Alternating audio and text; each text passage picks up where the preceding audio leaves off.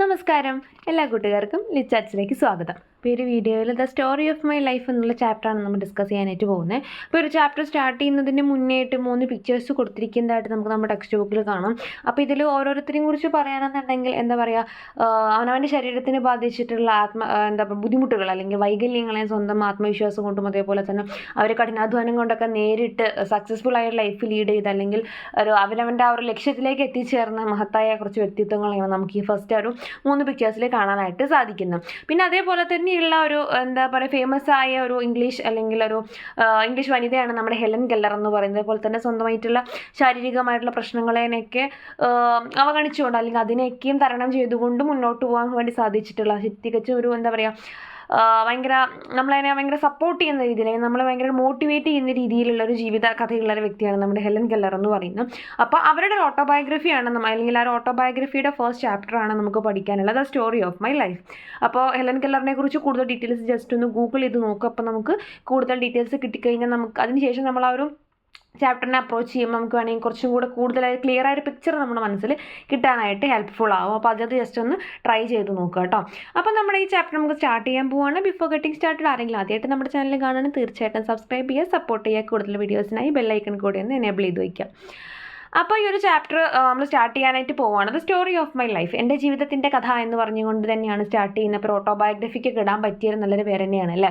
അപ്പോൾ അതുപോലത്തെ ഒരു മനോഹരമായ ഒരു പേര് തന്നെയാണ് നമ്മൾ ഈ ചാപ്റ്ററിൽ കാണാനായിട്ട് സാധിക്കുന്നത്. The beginning of my life was simple and much like every other little life.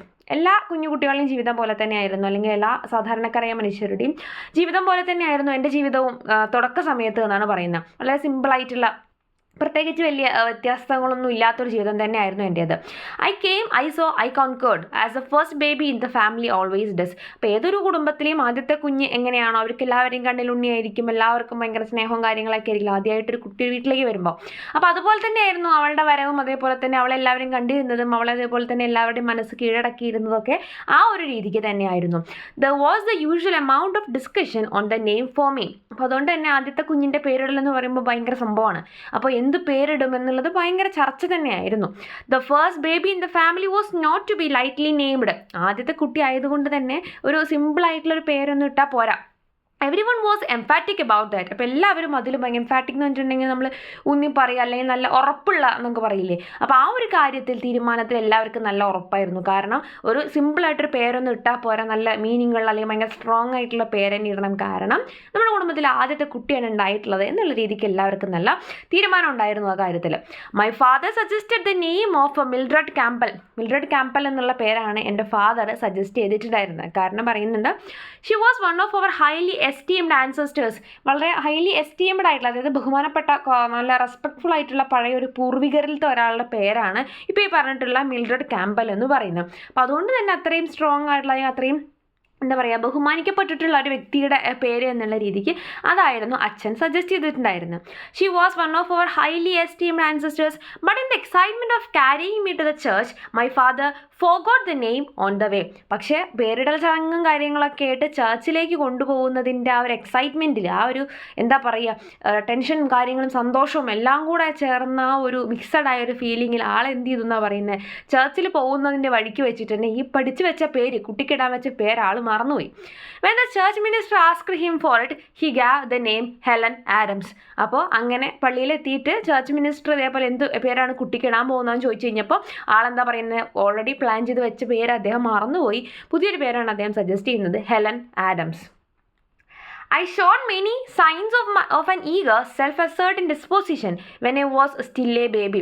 അപ്പോൾ അത് കേട്ടപ്പോൾ തന്നെ ഇത്രയും നേരം ഭയങ്കര സംഭവമായിട്ടുള്ള ഒരാളുടെ പേരൊക്കെ പഠിച്ചു വെച്ച് വന്നിട്ട് ഇവിടെ വന്നിട്ട് പുതിയൊരു പേര് പറയുന്നത് കേട്ടപ്പോൾ കുഞ്ഞായിരുന്ന എനിക്ക് തന്നെ ഭയങ്കര ദേഷ്യം വന്നു. അല്ലെങ്കിൽ എന്താ പറയുക, ഒരു ഈഗറും അല്ലെങ്കിൽ self asserting disposition when I was still A baby. ഒരു കുഞ്ഞാണെങ്കിൽ പോലും ആ സമയത്ത് ആ ഒരു എന്താ പറയുക, ഇത്രയും നേരം എന്നെ എന്താ പറയുക വേറൊരു പേരൊക്കെ പറഞ്ഞ് പഠിപ്പിച്ച് വന്നിട്ട് ഇവിടെ വന്നിട്ട് വേറെ പേരിട്ടല്ലേ എന്നുള്ള രീതിക്കുള്ള ഒരു സംഭവങ്ങളൊക്കെ ഞാൻ എൻ്റെ മുഖത്ത് ഫീൽ ചെയ്യുന്നുണ്ടായിരുന്നു എന്നാണ് ആൾ പറയുന്നത്. I insisted upon imitating everything that I so other people doing. അതേപോലെ തന്നെ ആളുടെ ഒരു സ്വഭാവമായിരുന്നു കുഞ്ഞായിരുന്നപ്പോൾ തന്നെ മറ്റുള്ളവർ ചെയ്യുന്ന കാര്യങ്ങളൊക്കെ അതേപടി ഇമിറ്റേറ്റ് ചെയ്യാൻ വേണ്ടി, അനുകരിക്കാൻ വേണ്ടിയിട്ട് ആൾക്ക് നല്ല കഴിവായിരുന്നു. At 6 months I could pipe out how do U.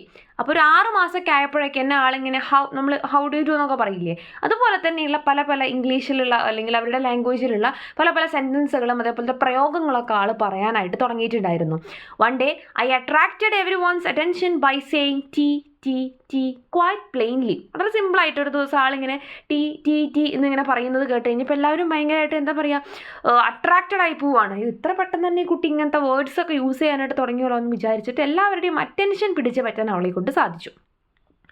Even after my illness, I remembered one of the words I had learned in these early months. It was the word water. അതേപോലെ തന്നെ ആദ്യത്തെ മാസങ്ങളിൽ കുഞ്ഞായിരുന്നപ്പോൾ തന്നെ പഠിച്ചിരുന്ന ഒരു വാക്ക് അവർ ഓർത്തെടുക്കണം, അതായത് water. Water എന്നുള്ള word എന്താണ് അവർ നല്ല രീതിക്ക് വളരെ കുഞ്ഞായിരുന്നപ്പോൾ തന്നെ യൂസ് ചെയ്തിട്ടുണ്ടായിരുന്നു.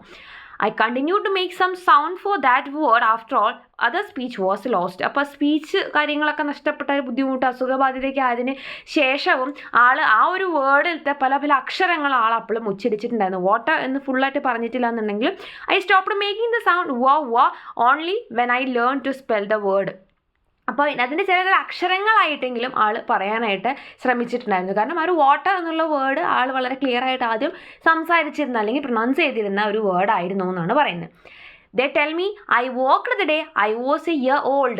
അപ്പോൾ ഒരു വർഷം അല്ലെങ്കിൽ ഒരു വയസ്സ് പ്രായമായപ്പോൾ തന്നെ ഞാൻ നടക്കാൻ ശ്രമിച്ചിട്ടുണ്ടായിരുന്നു എന്ന് എന്നോട് എൻ്റെ പാരൻസ് ഒക്കെ പറഞ്ഞ് ഞാൻ കേട്ടിട്ടുണ്ട്. My mother had just taken me out of the bathtub and was holding me in her lap. അപ്പോൾ അതിൻ്റെ ഒരു ഇൻസിഡൻ്റ് ആണ് പറയുന്നത്. അപ്പോൾ ഒരു ദിവസം അമ്മ എന്നെ കുളിപ്പിച്ചിട്ട് ബാത്ടബിൽ കുളിപ്പിക്കലൊക്കെ കഴിഞ്ഞിട്ട് എന്നെ ഇങ്ങനെ മടിയിൽ വെച്ചിരിക്കുകയായിരുന്നു. I was suddenly attracted by the flickering shadows of leaves that danced in the sunlight on the smooth floor. അപ്പോൾ ആ ഒരു സമയത്ത് അങ്ങനെ കുളിയൊക്കെ കഴിഞ്ഞ് ഇങ്ങനെ ആൾ നല്ല സുന്ദരിയായിട്ടിരിക്കുകയാണ്. അപ്പോൾ ആ സമയത്താണ് ഇങ്ങനെ സൺലൈറ്റിൽ ഇങ്ങനെ എന്താ പറയുക, ഇലകളുടെ ഷാഡോസ്, ഇലകളുടെ നിഴലിങ്ങനെ സൂര്യപ്രകാശം തട്ടിയിട്ട് ഇങ്ങനെ ഫ്ലിക്കർ ചെയ്യുക എന്ന് പറഞ്ഞാൽ ഇങ്ങനെ ആടി ഉലഞ്ഞ് ഇളകിക്കൊണ്ട് നിൽക്കുക എന്ന് പറയില്ലേ. അപ്പോൾ അതിൻ്റെ ഇങ്ങനെ ഷാഡോ ഇങ്ങനെ നിലത്ത് കാണുന്നുണ്ടായിരുന്നു. ഇങ്ങനെ സൂര്യപ്രകാശം തട്ടിയിട്ട് ഇലകൾ ഇങ്ങനെ ഇളകുന്നതിൻ്റെ ആ ഒരു ഷാഡോ, ആ ഒരു നിഴലിങ്ങനെ താഴെ നിലത്ത് കാണുന്നുണ്ടായിരുന്നു. അപ്പോൾ അത് കണ്ടിട്ട് ആൾ ഭയങ്കരമായിട്ട് അട്രാക്റ്റഡ് ആവുകയാണ്. I slipped from my mother's lap and almost ran toward them. ഇത് കണ്ടതും ആളെന്ത് ചെയ്യണം, പെട്ടെന്ന് അമ്മയുടെ മടിയിൽ നിന്ന് ഇങ്ങനെ താഴേക്ക് ഇറങ്ങിയിട്ട് എന്ത് ചെയ്യാണ്, ആ ഒരു നിഴലിൻ്റെ അടുത്തേക്ക് ചെല്ലുകയാണ്. ഒരു വയസ്സുള്ളപ്പോഴത്തെ കാര്യമായിട്ടോ പറയണം. But impulse was quickly gone. പക്ഷേ ഒരു ഇമ്പൾസ് പറഞ്ഞ പ്രേരണ, ആ ഒരു ഷാഡോ കണ്ട് ഇറങ്ങി ഓടാനുള്ള ഒരു പ്രേരണ ജസ്റ്റ് ആ ഒരു ഫ്യൂ സെക്കൻഡ്സിലേക്ക് മാത്രമേ ഉണ്ടായുള്ളൂ. I fell down and cried for her to take me up in her arms. അവിടെ ആ ഒരു പ്രേരണ കഴിഞ്ഞതും ആളെന്ത് ചെയ്യാണ്, അവിടെ വീണിട്ട് എന്ത് ചെയ്യാണ്, കരയാണ്. നമ്മളുടെ അടുത്ത് എടുക്കാൻ വേണ്ടി പറഞ്ഞിട്ട് കരയാണ്. ജസ്റ്റ് ആ ഒരു മൊമെൻറ്റിൽ ആൾക്ക് എന്തിനു സാധിക്കുകയാണ്, പെട്ടെന്ന് ഒരു വയസ്സ് പ്രായമായിട്ടുള്ള അപ്പം തന്നെ ഇറങ്ങി ഓടാനുള്ള ഒരു കഴിവ് ആൾക്ക് കിട്ടുകയാണ്. പക്ഷെ അതേ സമയം തന്നെ അത് ഇല്ലാണ്ടാവുകയും ചെയ്യുന്നുണ്ട്. These happy days did not last long. അപ്പോൾ ഈ സന്തോഷ ദിവസങ്ങളൊന്നും അധികം നീണ്ടു നിന്നില്ല. അതായത് പെട്ടെന്ന് സംസാരിക്കാൻ തുടങ്ങുന്നു, പെട്ടെന്ന് നടക്കാൻ ശ്രമിക്കുന്നു, ഇതൊക്കെ ഭയങ്കര സന്തോഷമാണല്ലോ എല്ലാവർക്കും. അപ്പോൾ അത് അധിക കാലം നീണ്ടു നിന്നില്ല. ജസ്റ്റ് 1 year, ഒരു വർഷം മാത്രമേ ഇതൊക്കെ ഉണ്ടായുള്ളൂ. One brief spring when the robin and the mock bird sang the melodious songs. അപ്പം നല്ലൊരു ഒരു വർഷം എന്ന് പറയുമ്പോൾ അതിൽ നമുക്കറിയാം എല്ലാ സീസൺസും വരും, എല്ലാ ഋതുക്കളും പെടും. അപ്പോൾ അത്തരത്തിലുള്ള ഒരു വർഷത്തിനെ കാണിക്കാൻ വേണ്ടിയിട്ട് ആ ഒരു വർഷത്തിലെ എല്ലാ ഋതുക്കളെയും കുറിച്ച് ഇവിടെ പറയുകയാണ് കേട്ടോ.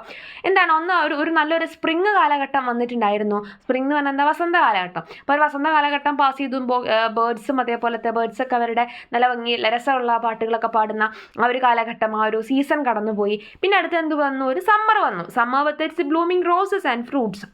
പൂക്കളൊക്കെ വിരിഞ്ഞ് നിൽക്കുന്ന, അതേപോലെ ഫ്രൂട്ട്സൊക്കെ നിറഞ്ഞ് നിൽക്കുന്ന ഒരു വേനൽക്കാലം, അതും ആ ഒരു സമ്മർ സീസണും കടന്നുപോയി.